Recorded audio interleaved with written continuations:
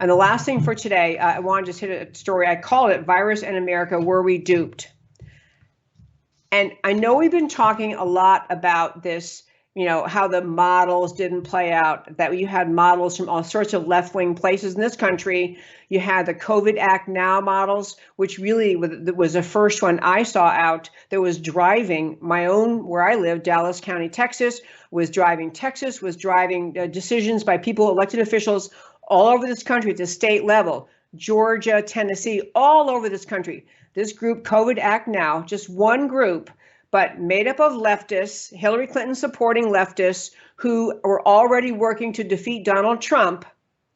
They came up with these models grotesquely exaggerating the number of likely deaths in this country. They came up with the models that were the impetus for what we are doing now in Dallas County, which is still staying home all the time and still waiting to be told if in the month of May we're allowed to get out of our houses. But this model, COVID Act Now, is just one of them. There were many others. We talked about them on the show. This isn't really the point of this segment, but there are many models. In fact, the one I do want to mention was the one that came out of England that drove so much of the decision-making, even the decision-making in Washington.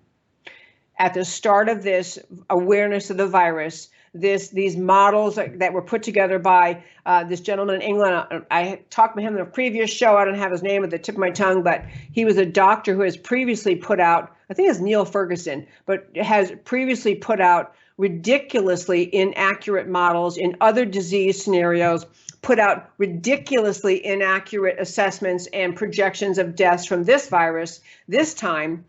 And those projections drove the policies we embrace as a country to fight the virus. But I want to back up even further. President Trump said recently that when he was talking about where we are with this virus, how we're doing with this virus and dealing with it in this country, President Trump said that he had 2 people come into his office. He's talking about the start of how we got going in creating the policy around the virus. President Trump said he had 2 people come in his office. He didn't name them in his announcement, but later someone else said it was Drs. Fauci and Birx. And the 2 of them came in his office and said, essentially, we have a major problem with this virus out of China. You could have somewhere between 1.5 and 2.2 million Americans die of this virus if you don't take action immediately. And so you have to put yourselves, I'll put myself in President Trump's shoes. He's not a doctor. He's not an immunologist. He's not a virologist. He hasn't studied this area, I would assume, in any detail in his life. So these 2 experts come and tell him this. So when you, and they have acknowledged that they were looking at the numbers that came out of this, I believe his name is Ferguson, in England. So they're looking at those numbers. Okay, what I want to get to in this whole segment is this.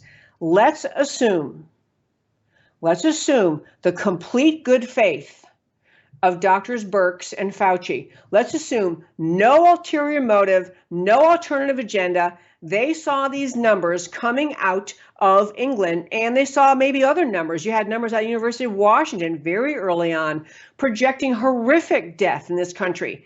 And so they jumped into action and said, you know what, given this, we have to figure out how are we going to protect the American people from this problem. So they said, well, a big thing is social distancing. Obviously, they want to prevent the virus from spreading. So social distancing, wearing masks, washing your hands frequently, wiping down all sorts of surfaces in public places, in your home, everywhere, sanitizing everything in sight repeatedly.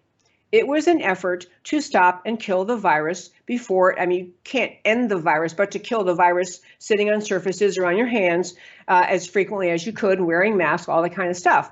So let's assume they're good faith. They decided, the best way is to have what they chose, which is now, we've been talking about in the show, horizontal interdiction, which is not the only way we could have gone, but the way we did. Horizontal interdiction means forcing every single person in the country to stay at home. Forcing them all to stay at home. That's what we have to do. That was the idea. The only choice they made was everybody freezes in place.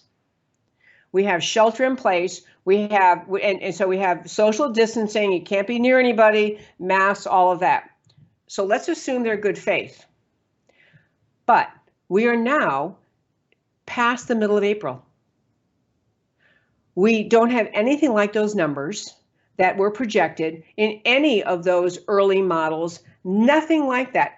The hotspot problem of New York City, which is huge and is tragic and we need to care for those people in every way. And we are trying as a country to do that. We're trying everything we can think of.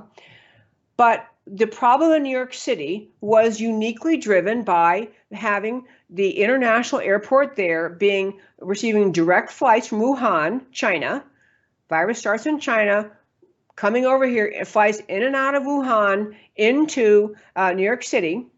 You had the amazing, as I said, they live on top of each other. New York City is a high density population city, and that's why a lot of people love it.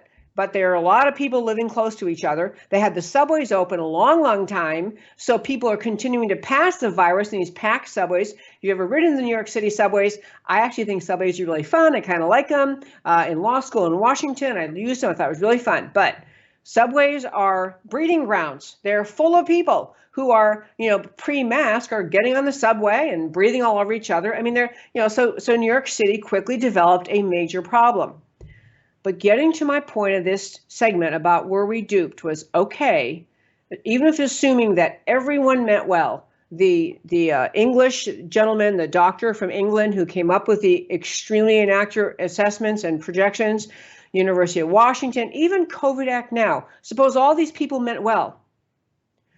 We still are at a place where the numbers didn't bear out, where we have a 98% survival rate of people who come into contact, who are infected with the coronavirus, 98% recovery rate. We have more people in this country than we knew have already developed the antibodies, meaning they contracted coronavirus, didn't even get sick enough to go to the doctor, thought they just had a bad cold or a flu, waited it out like most people do with most viruses. You wait it out, you stay in bed, you drink chicken soup, watch television, sleep, and then it goes away. And when people did that, we have developed herd immunity in this country in a much larger segment of people than we thought.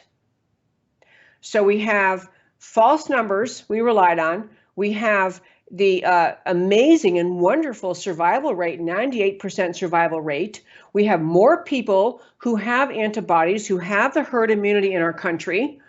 We have the New York City now understood better as uniquely troubled hotspot for coronavirus. But we don't have to see and agree that what happened in New York City has to be replicated everywhere else. There were unique factors. We didn't understand what was happening with the flights back and forth to Wuhan. We had a lot of contagion passing in New York City before we were on top of the problem. I'm getting at the idea that even now, past the middle of April, we're into April 23rd, I think the date is today, April 23rd. So we're at that date, and it could be time, in fact, it is time in this country to more openly say, you know what? We want to protect our people. We will protect the vulnerable, the susceptible, the elderly, the people who have, for whatever reason, immune deficiencies of any kind, people who are, whatever reason, are at unique threat from this virus. But we can change course in how we respond to it. We can have America change course. We can say, we got duped by bad data. We got, overwhelmed with what we saw happen in Wuhan, which is its own set of unique factors, including what we learned yesterday on the show with Gordon Chang. It appears now almost surely that this did not come from wet markets, as the Chinese government was hoping people will believe, but actually came from one of the Wuhan bioweapons labs, whether it was a natural virus or a bioweapon virus, whether it accidentally leaked or intentionally leaked, and how long the Chinese, wherever it came from China. We in America got on board with a response to protect our people, but we've got to not just get America back moving, we've got to acknowledge that to a certain extent, we were duped. We were misled. We made a mistake. We overreacted. We can restore the American economy. carefully honoring the kind of things we need to do to protect people, protecting the vulnerable, we can get this country back to work. And part of getting the mental mindset to get there is the acknowledgement that, you know what, we got bad data at the start, we got duped by bad data, we took action based on bad data, we put policies in place based on bad data. And it's okay for us at this point to acknowledge we got bad data, but we're not willing to lose our country over it. We're not willing to lose the American dream, the beauty of freedom in America, which we have grotesquely surrendered during this time. We have lost American freedom. We've lost a sense of liberty. We've lost the culture, turning each other in, and government officials encouraging people to turn each other in. We've damaged our country enough. We've damaged our country enough in the economy. We've got to have priority one, protect people and provide for the care providers, make sure they have what they want. And the very next priority is bring America back. Bring America back. Bring America back to work.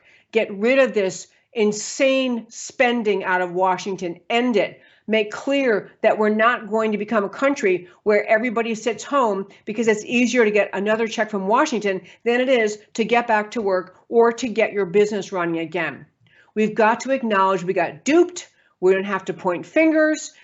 I mean, we can point fingers at China, but instead of pointing fingers internally, which we may ultimately even do to some people in this country, question where they came up with their data, we've got to say to ourselves, okay, we reacted to this virus, we made some plans, we made a policy, and we didn't need to do that. It's actually okay for us to say at this point, we're going to move forward.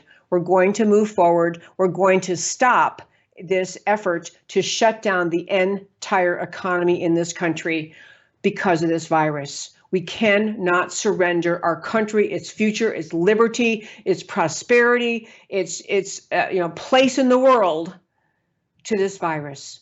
We can get Americans back to work. That's the message of the protesters. And it's not because they selfishly want something for themselves. It's because they know how great our country is. They know how badly it's been damaged by the policies we chose, by the shut down America mindset. And they want to bring our precious country back.